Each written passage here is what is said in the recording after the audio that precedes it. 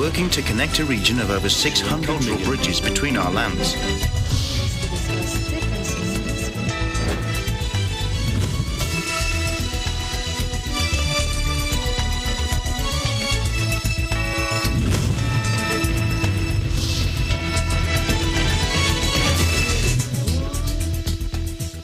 Hello and welcome to ASEAN in Focus. We're coming to you live from Manila and Vietnam. Hello, Ralph. Good afternoon. I'm Ralph Wandop Empire from your EBC Vietnam Bureau to give you the latest updates in ASEAN dynamic region. On today's headlines.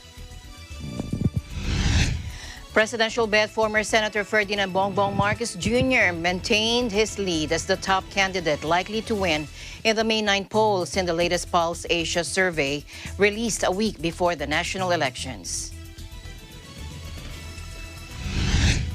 Thai Prime Minister Prayut Chan-o-cha on Monday welcomes visiting Japanese Prime Minister Fumio Kishida at Government House in Bangkok as the two hold talks to discuss issues including Myanmar, the South China Sea, and the war in Ukraine. And U.S.-Vietnam War veteran joins the ranks of Ukrainian soldiers near Kiev. The idea behind the Energy Observer in very extreme conditions. The Energy Observer, an energy-efficient boat powered by sun, wind, and hydrogen, sails across the Gulf of Thailand as part of its 7-year world tour to experiment and optimize the use of renewable energies and to show the possibility of ecological transition.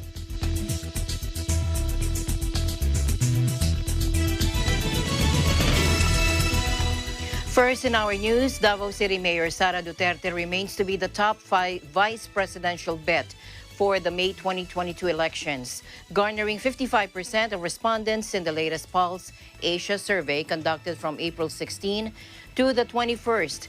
The survey results also show the presidential daughter enjoying a big lead over fellow vice presidential bet Senate President Vicente Tito Soto III, who got 18% of the respondents interviewed face-to-face for the survey. Pulse Asia said this nationwide survey is based on a sample of 2,400 representative adults 18 years old and above who are registered voters and likely to vote in the May 2022 elections. Pulse Asia also explained that public opinion regarding the May vice presidential election is almost unchanged from March 22 to April 2022. Unit Team Vice Presidential Candidate and Davao City Mayor Sara Duterte says she is optimistic that the Mindanao Authority Development Bill will greatly benefit the city of Davao in 3 ways. Here's her exclusive interview on Net 25 sa Ganong Mamamayan yesterday. Let's take a look. Unang-una po sa peace and order dahil wala naman kasing borders na tinitingnan ang kriminalidad at illegal na activities. So minsan yung mga nangyayari ay sa kapitbahay namin ay connected din dito sa amin. And pangalawa ay solid waste management. Dahil meron tayong mga maliliit na LGUs na hindi nila kaya na magtayo ng landfill or iba pang mga sistema for solid waste management. So maganda yung merong collaborative effort ang mga LGUs on this matter. And of course, traffic management and transportation. Dahil nag-share din kami ng mga residents dito sa Davao City and sa mga kapitbahay namin. So, meron kaming exchange of people lagi, every day, thousands of ang exchange namin, both sides, north and south. Dahil yung iba nakatira dito sa Davao City, nagtatrabaho sa kapitbahay namin, or yung mga kapitbahay namin nagtatrabaho sa Davao City.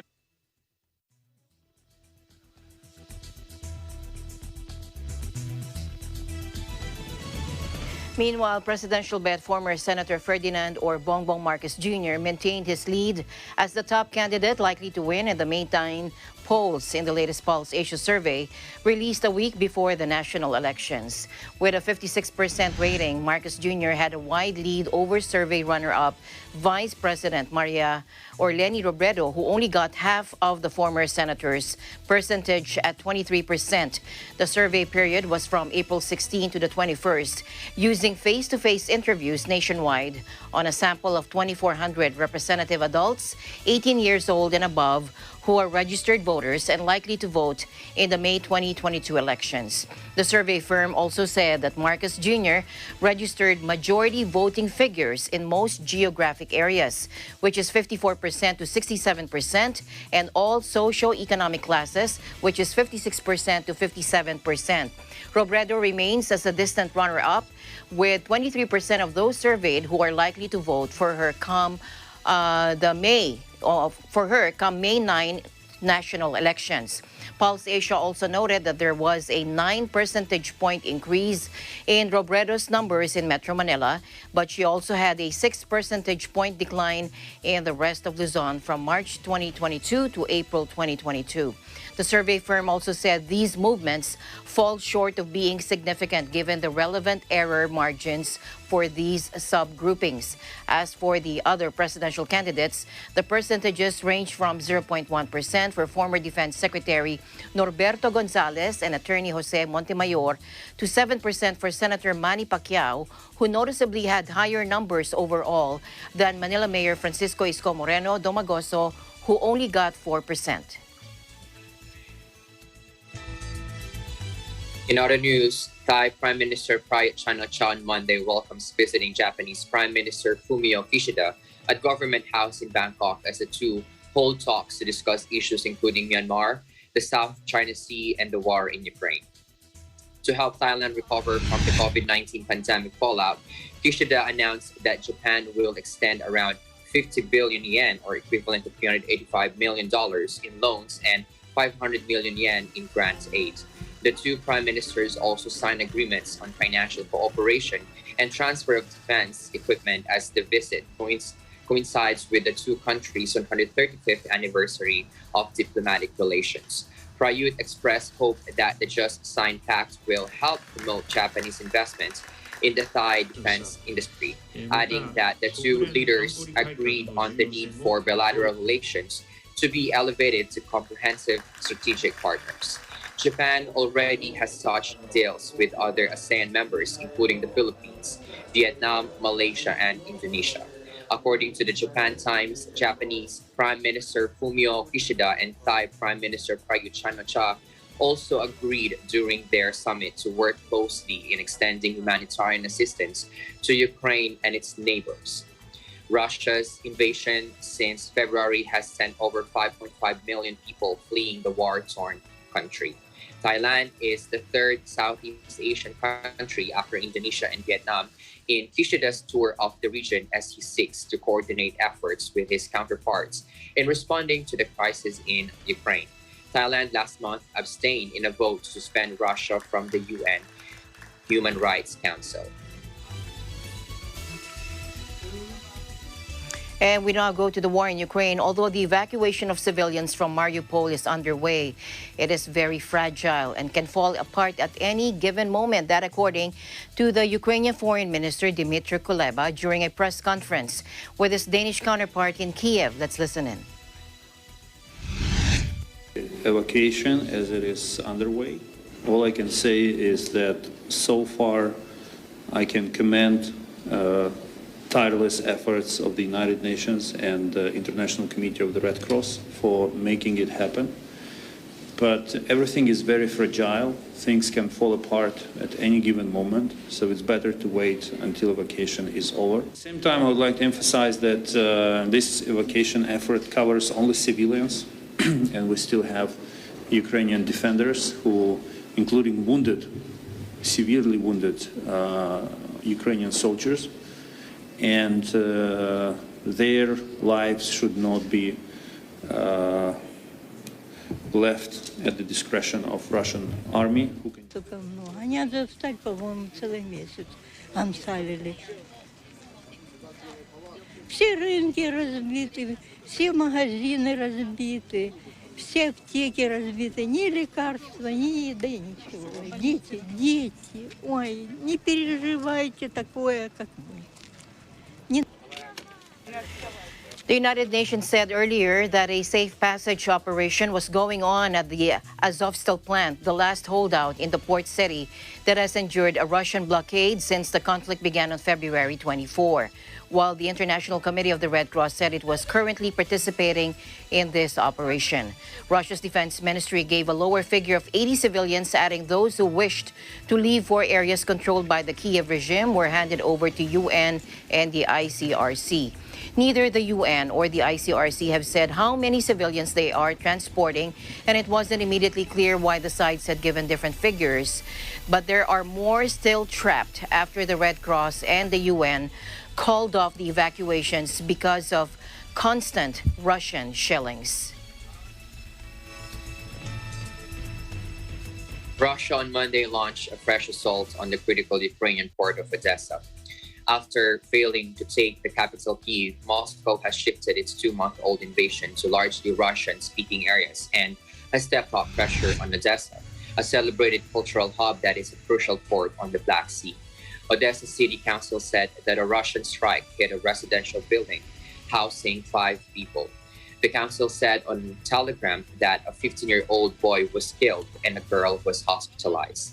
Ukraine's general staff said fighting was particularly intense in eastern Ukraine around Izium, Liman, and Rubizny as the Russians prepared an attack on Severodonetsk, the farthest city still under Kyiv's control.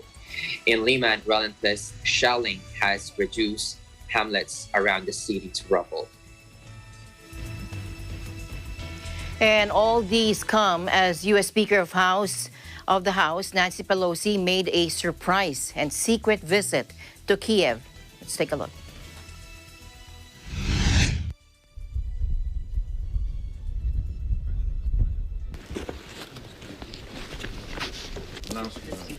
Nice to meet you. Thank you for coming. Pleasure to meet you. Jim McGovern from Massachusetts. Nice to meet you.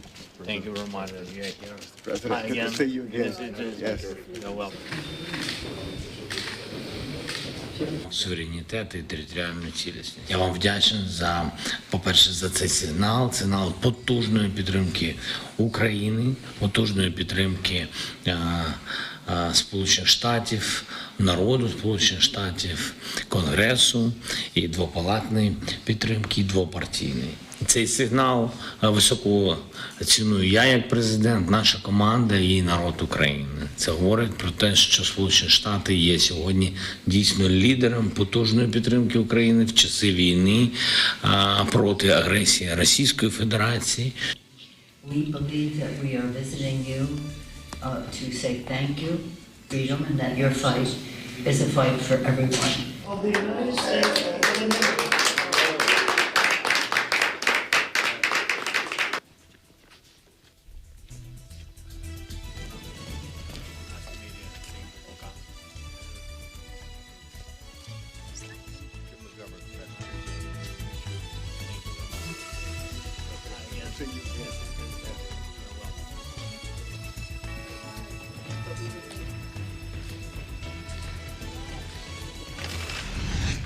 And House Speaker Pelosi and a delegation of Democratic lawmakers met with the Polish president in Warsaw after her secret visit to Kiev and met with Ukrainian President Volodymyr Zelensky.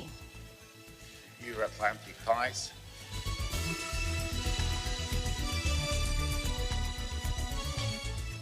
And we're still learning more about Russia's plans on the war. U.S. officials believe Russia is planning imminently to annex the 2 eastern regions of Ukraine after failing to capture the capital and overthrow the government. Let's listen in. Here's something that I also would like to highlight. According to the most recent reports, we believe that Russia will try to annex the Donetsk People's Republic and Luhansk People's Republic, in quotes, so-called, to Russia. The reports state that Russia has plans to engineer referenda on joining Russia sometime in mid-May. Now, we believe that the Kremlin may be trying to organize a Kherson People's Republic in the Kherson Oblast of southern Ukraine. Sham referenda, fabricated votes, will not be considered legitimate, nor will any attempts to annex additional Ukrainian territory. Pro-Russian separatists in the two regions declared independence in 2014, but Moscow has so far stopped short of formally incorporating them, as it did with that year with the Crimean Peninsula, which it seized through special forces in unmarked uniforms. As with Crimea, as we heard there, Ambassador Carpenter vowed that the international community would not support Russian dictated changes to Ukraine's borders.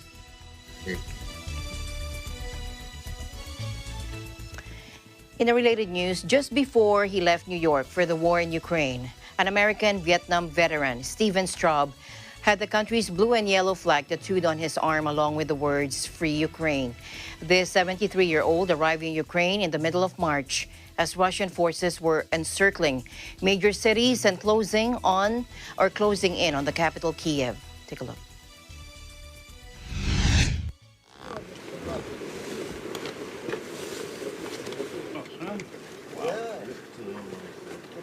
Is drone by Raktar.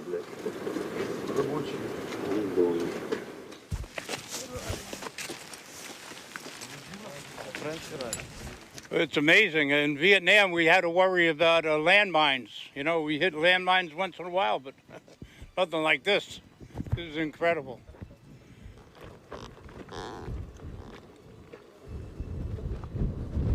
You hear the Tet Offensive? It was a big battle. Oh.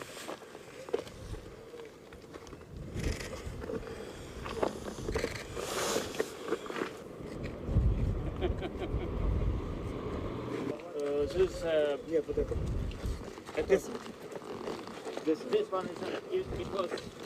In Vietnam, the morale was super low, and the army was a terrible mess. And these guys are really out to get the Russians. In Vietnam, it was, by the time I got there in 1968, the morale was terrible.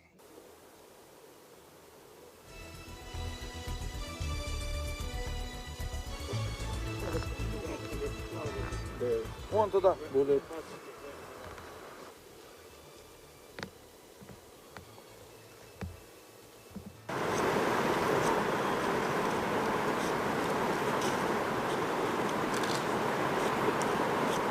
The dollar's not worth anything over there anymore, right? The economy is ruined.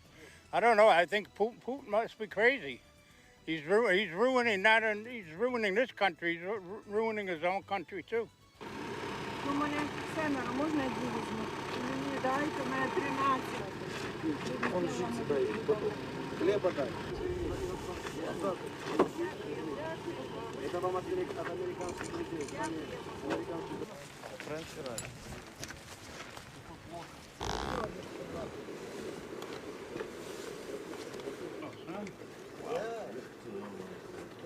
Is drone by Raktar.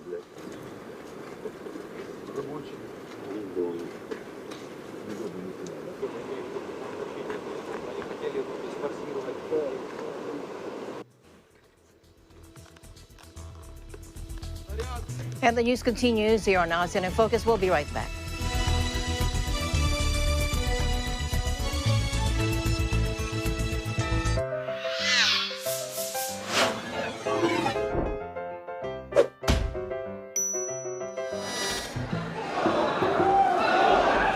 Tapula ka!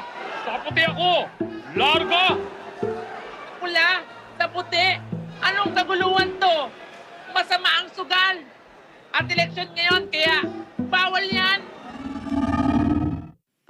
Ayon sa Omnibus Election Code, ang pag-organisa ng mga perya, sabong, boxing o kahit anong kaganapan na may sugal ay isang election offense. Pwede yan! Nagre-relax lang naman kami! Bukod sa masama ang sugal, importante din sa halalan ang ating buong atensyon. Dapat hindi tayo nadidistract ng mga panalo ko!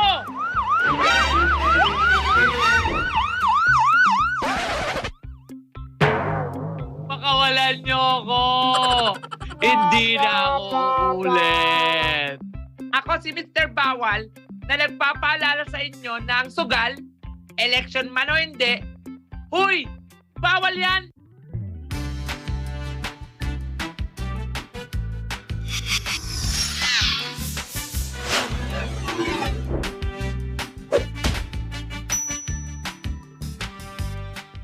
A public service message of Net25 for Mata ng Halalan 2022. Matatag, matapang, matapat.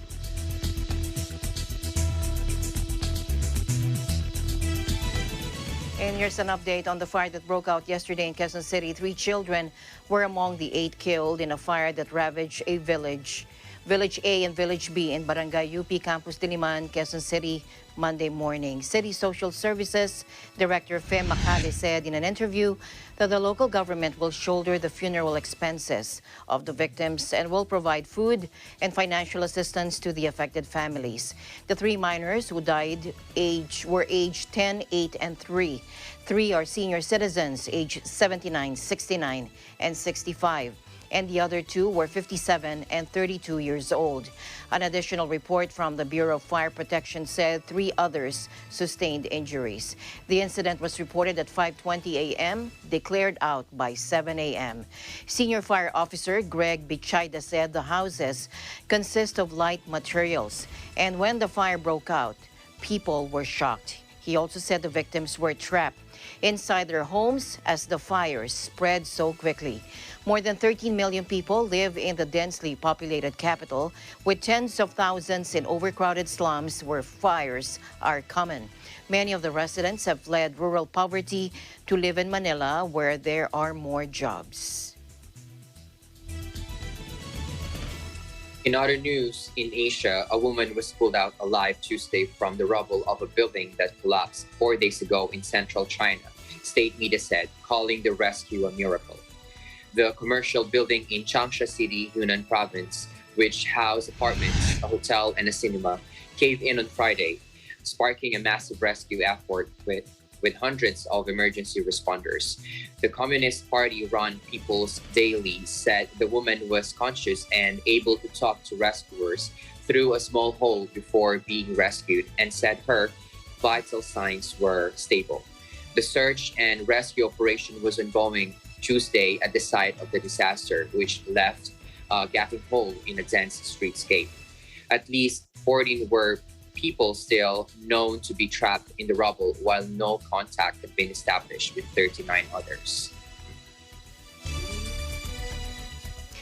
More than 200 people attended the funeral for a mentally disabled Malaysian man who's hanging in Singapore this week, sparked widespread anger and international outcry.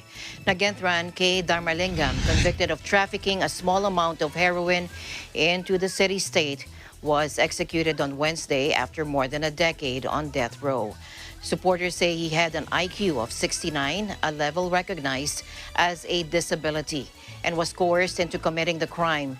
But Singapore has defended its execution, saying its drug enforcement agency, saying that Nagenthran knew what he was doing when he committed the crime, and the courts had found he did not have an intellectual disability.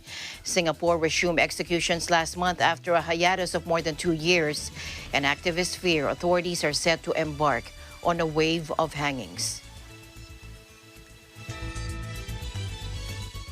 In today's other news, for decades, Sri Lankan farmers were big supporters of the Rajapaksa's political plan. But the country's agriculture sector was hit hard by a ban on agrochemicals imposed last year as the government introduced an ambitious plan to make Sri Lanka the world's first nation to rely solely on organic farming. As a result, crops suffered and so did incomes, with farmers now joining protests amid a dire economic crisis to call for the Rajapaksas to go. Let's listen in.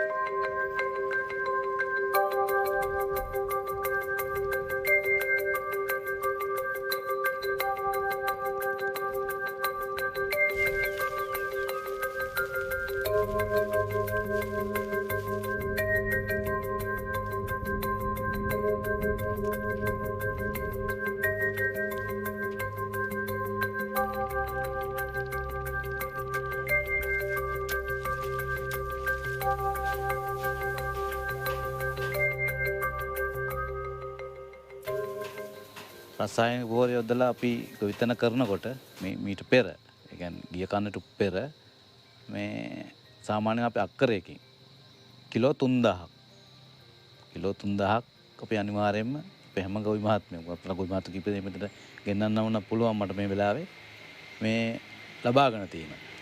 දැන් මේ කාබනික පොහොර මේකට ගියාට පස්සේ අපිට එකෙන් අඩක් තමයි 1500ක් වගේ තමයි ඊටත් අඩු ලැබපු ගොවි මහත්තුරු ඉන්නවා.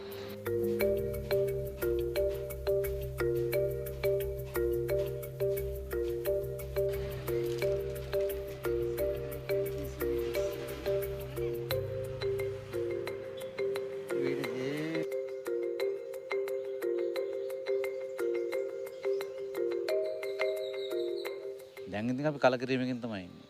ඒ කියන්නේ අපිට විශ්වාසයක් තබන්න බෑ. කියන්නේ අපි මහින්ද රාජපක්ෂ කාලේ අපි යුද්ධ ගැනම අපි යම්කිසි සෑහීමකටපත් වුණා, සතුටකටපත් වුණා. ඒ කියන්නේ වසර 33ක් තිබුණු යුද්ධය නිමා කරානේ. ඒ කියන්නේ අපිට රජයේ මොන දේ නොලැබුණත් අපිට මේ පරිසරය තුල, සමාජය තුල නිදහසේ ඇවිදින්න පුළුවන් තත්ත්වයක් උදා වුණානේ. ඒ ගැන අපි සතුටක් ලැබුවා. ඒක තමයි අපිට පූර්ණ විශ්වාසයක් තිබුණේ.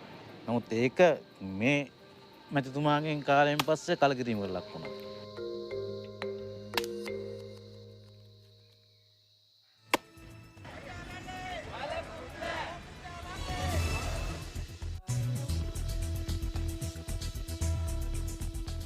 Back here in the country, a total of 2,973 people have been arrested for violating the election gun ban, according to the Philippine National Police today. In a statement, the PNP said 2,890 of those apprehended were civilians, 49 security guards, 17 police officers, and 17 military personnel. COMELEC Resolution 10728 states that bearing, carrying, or transporting firearms or deadly weapons are prohibited outside of the residence and in all public places from January 9 till June 8. Exempted from the ban are law enforcers, but they should have authorization from the COMELEC and wear an agency-prescribed uniform while on official duty during the election period. Violators face imprisonment of not less than 1 year, but not more than 6 years, and shall not be subject to probation. They also face disqualification from holding public office, deprivation of the right of suffrage, and cancellation or perpetual disqualification from securing a gun license.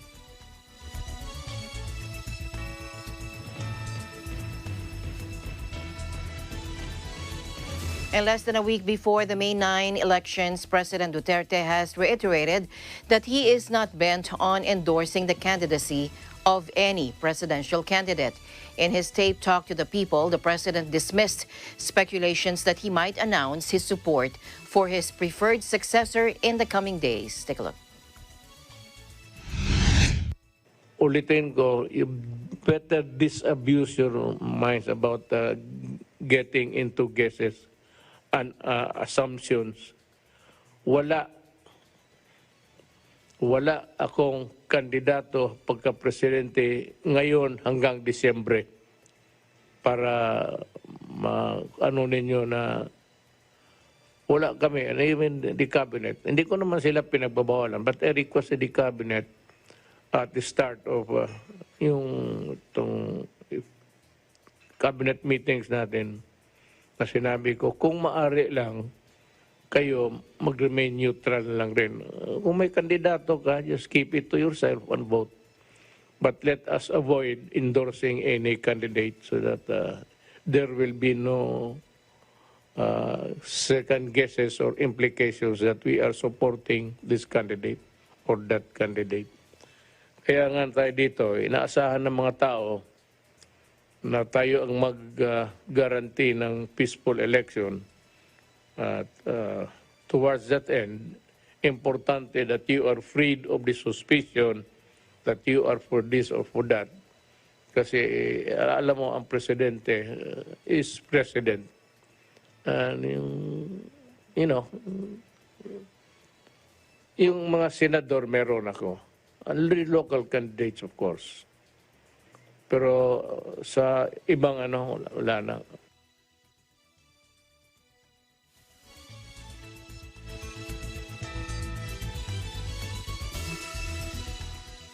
President Rodrigo Duterte has ordered the immediate termination of e-sabong or online cockfighting operations in the country. Duterte's decision was based on the recommendation of Interior and Local Government Secretary Eduardo Año to stop the operations of e-sabong. Duterte earlier directed Año to conduct a survey on the social impact of e-sabong on the Filipino people. The mounting calls for the suspension of the multi-billion cockfighting industry came following a series of alleged abductions and disappearances of aficionados over the past few months.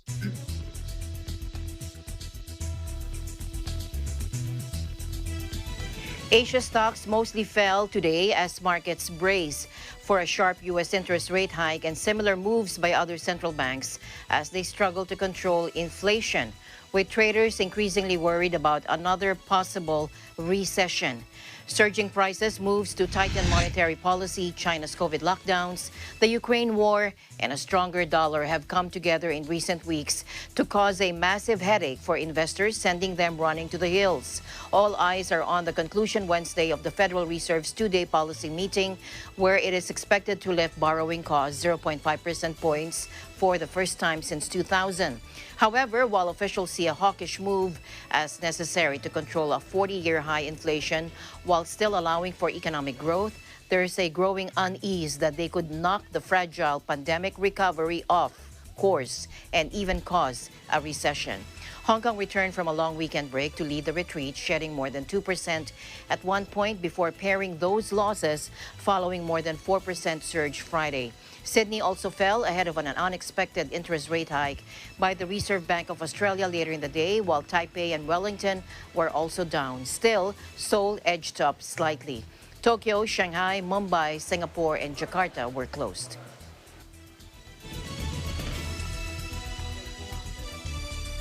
The news continues here on ASEAN in Focus. We'll be right back.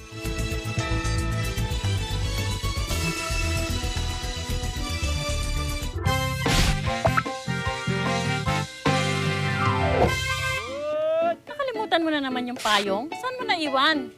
Hindi ko nga maalala eh. Kung naalala ko yun, hindi ko makalilimutan yung payong. Lahat na lang nakakalimutan mo. Paano ka boboto ng mga kandidato kung makakalimutan mo ang lahat? Pwede pong magdala ng kodigo sa araw ng halalan. Sa bahay pa lang, isulat nyo na po kung sino-sino ang karapat-dapat na kandidato. Isa pa, kung may dala kayong kodigo, mas mapapadali ang inyong pagboto at maaga kayong makakauwi. Mag-asawa po ba kayo? Tingnan mo, pati ako nakalimutan mo. Mag-asawa tayo.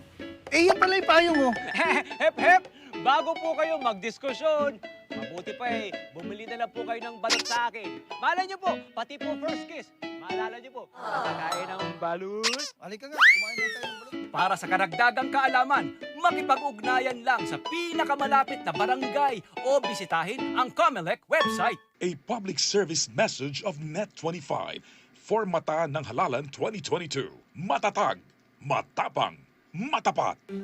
Alam namin ang iyong pagsisikap. Dama namin ang iyong mga sakripisyo. Kita namin ang pagharap mo sa bawat pagsubok. Kaya sa kabila ng mga hamon ng buhay, nandito kami para umalalay.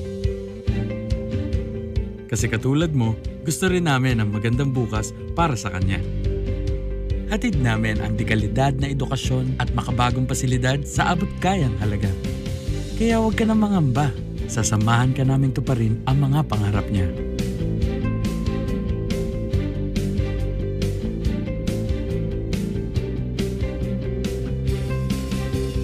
Maaasahan mong sulit dito ang mga pinagsikapan mo. Sa aming mga makabagong pasilidad at sistema ng edukasyon. Mailalabas natin ang aking talino at mga kakayahan niya. Kahit sa munting halaga, makakasiguro ka na makakasabay siya sa mabilis na pag-ikot ng mundo. Sa New Era, karamay mo kami sa bawat hamon. Kaagapay mo kami sa bawat hakbang. Kasama mo kami sa bawat ngiti at tagumpay.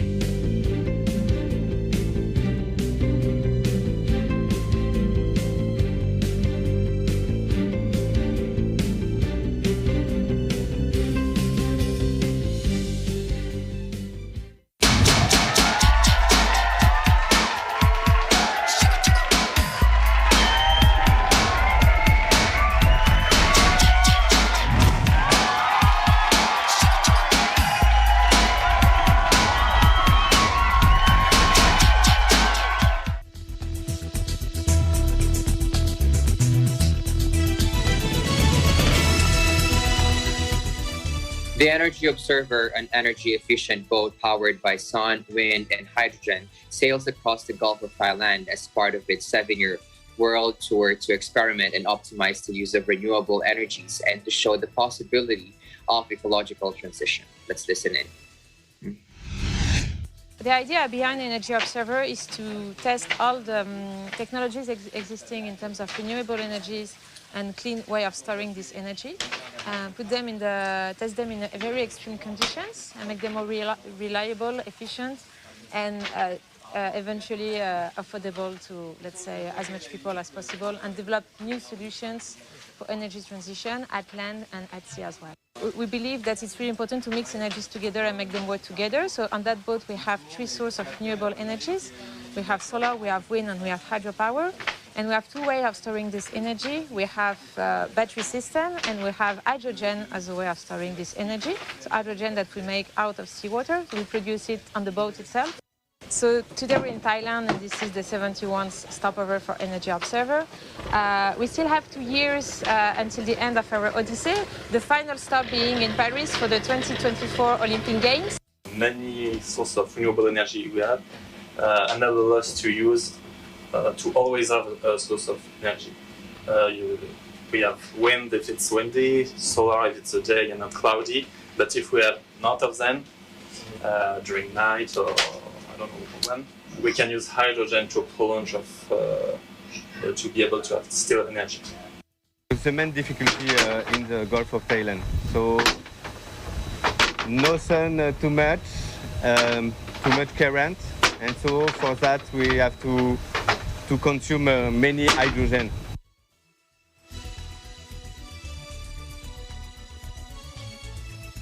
With the goal of making 101 stops across 50 countries, Thailand is the 71st destination for the multi-hulled catamaran.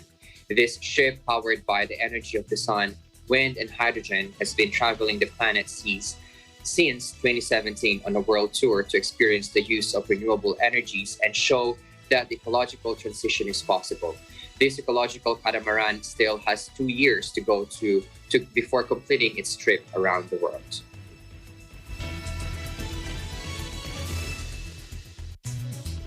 In our final news, harsh spotlights and street lamps illuminate a vicious brawl between 2 furious shirtless men as the screams of a crowd echo beneath the Bangkok underpass. Fight Club Thailand is on. In the capital city of a country renowned for its highly technical martial arts scene, amateur fighters gather regularly at a poor port-side neighborhood and promise to exchange only blood and bruises in the underground club. Let's watch this.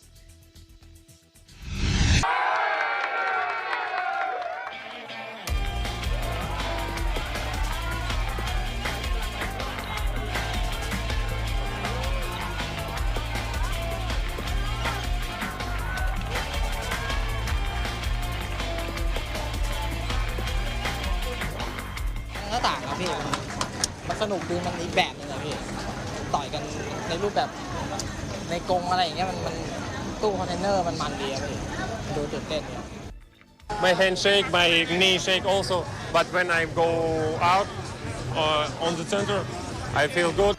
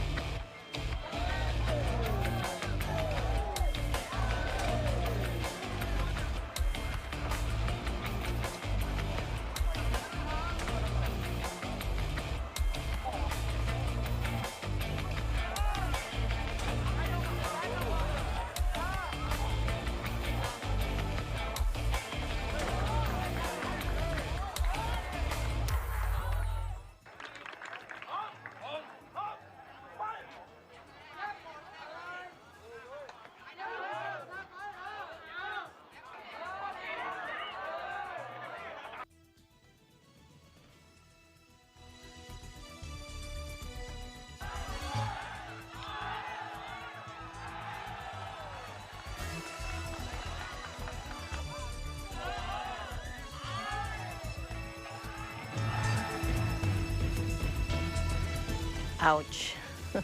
I feel like I want to watch that live. Do you have that in Vietnam? I guess we have that too, but I'm not really into it. But yeah, in Thailand, I think it's entertaining. Thank you very much, Ralph, for keeping me company as always here on ASEAN in Focus. Keep safe. Always a pleasure, Alma. Thank you. And that's the latest news in the ASEAN region. Thank you for watching. Once again, this is Ralph Rando Pampai from your EBC Vietnam Bureau. Thank you, Ralph. And this is Alma Angeles. Thanks for joining us. We'll see you back tomorrow. And we'll live in extraordinary times.